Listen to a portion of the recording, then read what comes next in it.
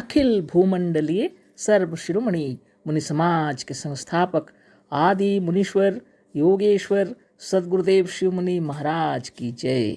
उपस्थित मुनि वृंद, साधु सज्जन वृंद, संत वृंद, साधक वृंद, आध्यात्म ज्ञान के जिज्ञासुओं और प्रेमियों, सभी श्रोता वृंद, आप सबको मेरा कोटिशः नमन, सप्रेम जय जीव।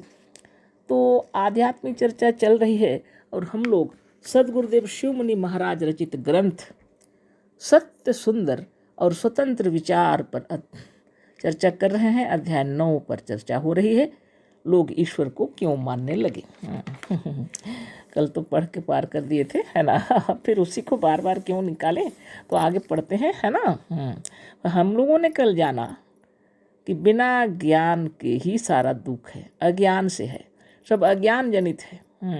ज्ञान होते ही सारे तकलीफ दूर हो जाते हैं ना, क्योंकि मनुष्य को अपने आप पर भरोसा नहीं है, अपने आप के ऊपर, अंतःकरण के ऊपर उसको विश्वास नहीं है, इसीलिए सारे कष्ट उठा रहे हैं, है ना। समझ में नहीं आता अज्ञान के कारण, है ना। वो अपनी रक्षा स्वयं कर सकता है लेकिन नहीं, डरता है मनुष्य, है ना। फिर से थोड़ा पढ़ ही देते हैं। अज्ञानवश मनुष्य स्वावलंबन, स्वाभिमान, आत्मगौरव और स्वातंत्र से डर जाता है, और डर कर मनुष्य स्वयं अपनी रक्षा के लिए देवी देवता ईश्वर तथा अपने मालिकों और रक्षकों की कल्पना करता है। लेकिन सच्चाई क्या है?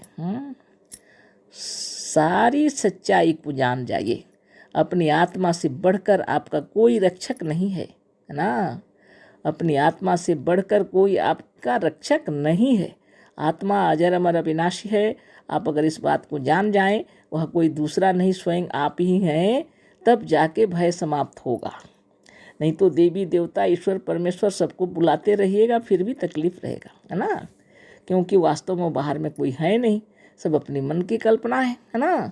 तो गुरुदेव बतला रहे हैं, अगर सुख और शांति चाहते हैं तो सच्चा ज्ञान बहुत जरूरी है।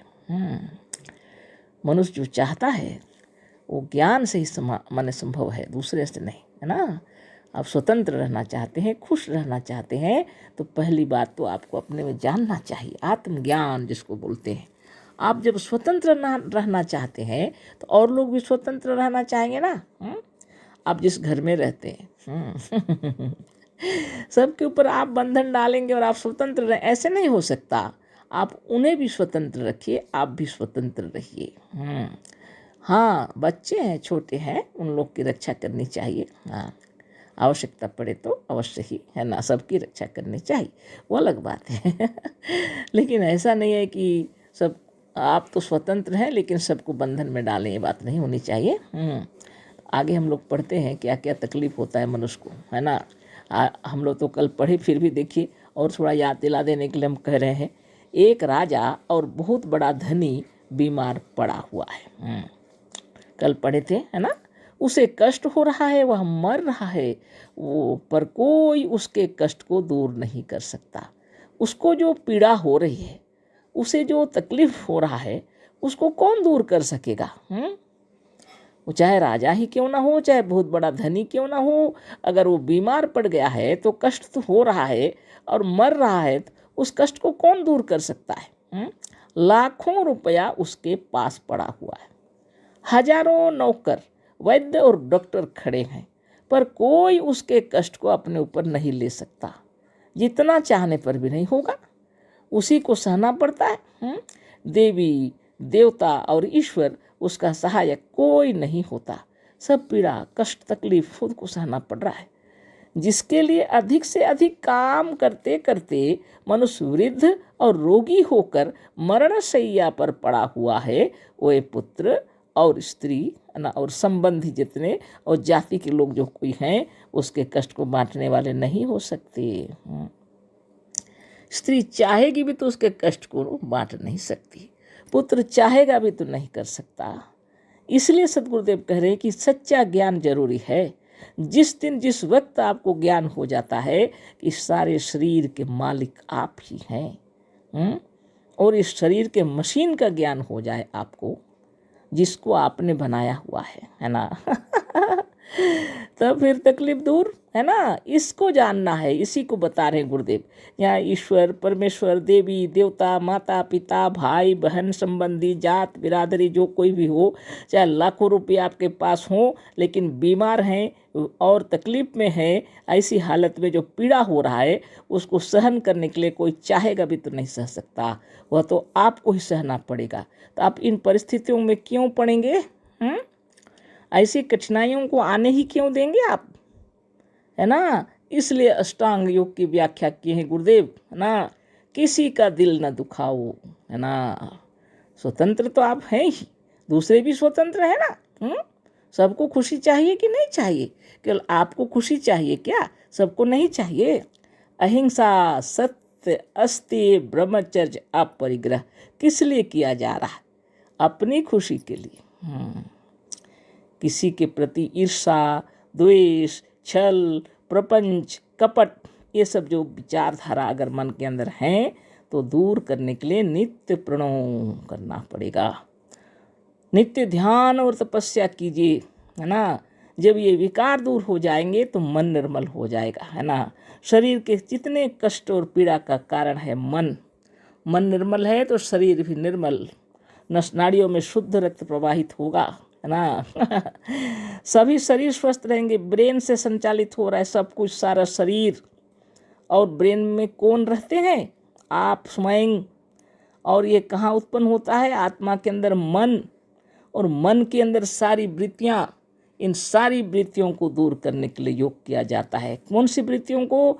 जो वृत्तियाँ हमारी स्वरूप से हटकर हैं।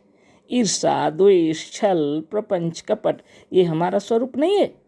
आपका स्वरूप क्या है? निरोग हैं आप, अमर हैं आप, है ना। इसको जानिए। इसको अच्छी तरह जानने के लिए आपको किसी को पीड़ा नहीं पहुंचाना है ना। आत्मज्ञानी किसी को पीड़ा पहुंचाते भी नहीं है ना। ना वाणी से किसी को कष्ट देते हैं, ना कर्मों से किसी को पीड़ा पहुंचाते हैं। जो दूसरे को पीड़ा ही नहीं पहुंचाएगा तो उसको क्यों पीड़ा होगी? होगी ही नहीं, कभी नहीं होगी। शरीर इतना निर्मल और निरामय रहेगा। नित्य योगाभ्यास करेंगे, चक्र भेदन इसको कहते हैं। 6 चक्र के भेदन नित्य करते रहेंगे। 18 चक्र का भेदन होगा आपका। सारा रामायण महाभारत आपके अंदर है। सारे वेदों पुराण आपके अंदर हैं। ब्रह्मा विष्णु महेश्वर साक्षात आप ही हैं। सारे शरीर के मालिक आप हैं। तो फिर आप एक इशारे से शरीर चलता है, रोम रोम चलता है। तो वृत्तियों को ठीक कर लीजिए, शरीर स्वस्थ रहेगा। जब और जिस वक्त आपकी इच्छा होगी, आसानी से शरीर छोड़कर चले जाएंगे, कोई तकलीफ नहीं, है ना। इतना कष्ट, इतना पीड़ा, इतना दर्द, इतना कष्ट सहने की आवश्यकता नहीं पड़ेगी, है ना। यदि आप किसी को नहीं सताएंगे तो आपका शरीर स्वस्थ रहेगा निश्चित रूप से, है ना। इसलिए सब समय ध्यान रखिए, स्वरूपस्थ होना ही चाहिए। ना तस्य रोगो ना जरा ना मृत्यु प्राप्तस्य योगाग्निमयम शरीरम।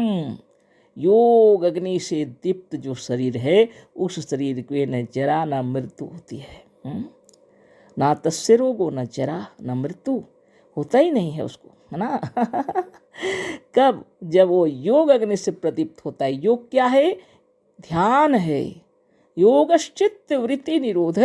योग चित्त की वृत्तियों को रोकना है, जिसको कहते हैं योग। किन वृत्तियों को रोकेंगे? जो आपको स्वरूपस्थ कर दे, है ना।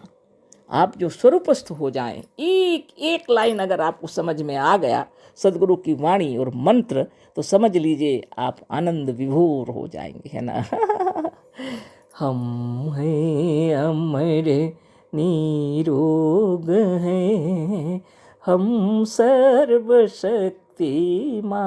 हैं। वाणी तो बहुत आसानी से हम लोग बोल लेते हैं, लेकिन समझ तो नहीं आता है अपने आप। आप सचमुच में अमर हैं। भय कहाँ होता है? मृत्यु का भय। सदगुरुदेव कहते हैं सबसे ज़्यादा मनुष्य मृत्यु से ही भय करता है। कहीं हम मर ना जाए, है ना, कहीं मेरा सांस अटक ना जाए, है ना। ये कोरोना के समय इतने लोग मरे, डर से बहुत मर गए। भय बहुत खराब चीज़ है ना। आपको अपने आप में ये विचार अगर उत्पन्न हो जाए और ये सबको दूर करने की शक्ति भी आप ही के अंदर है, ये विचार भी हो जाना चाहिए। आप तो अमर हैं। आप हृदय में ऐसी विचार शक्ति आपके अंदर आना चाहिए। जब नित्य योगाभ्यास करेंगे तब होगा कि हमें कोई मार नहीं सकता, अपनी इच्छा नहीं है तो कैसे मारेगा कोई? आपको कौन भी मार कर सकता है? कफ पित्त और बात तो अच्छा होते रहे हमेशा। ये सब को तो ठीक करने के लिए आप किए हुए हैं शरीर को, है ना?